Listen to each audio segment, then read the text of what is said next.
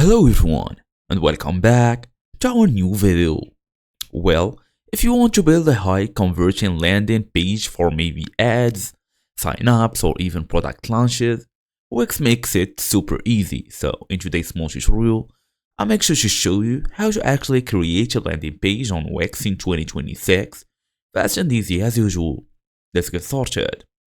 Well, number one, make sure you are basically connected to the internet, your device is working properly. You should go all the way and look for wix.com in the search bar. So we can basically access your dashboard. So we're gonna tap on this wix.com. It will take you to this website where you should usually just log in using your email address and password. Select your website if you have more than one. Then let's get started. We're gonna go all the way to the editor. So basically this is the dashboard. We're gonna go to design site. It's basically the editor. As for now, we're gonna wait till it fully opens. Just wait for some second. Okay, are still waiting here. Okay, preparing your site.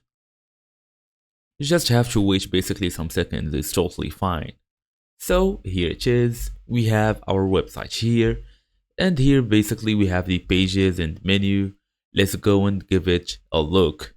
As for now, come here and basically tap on add page.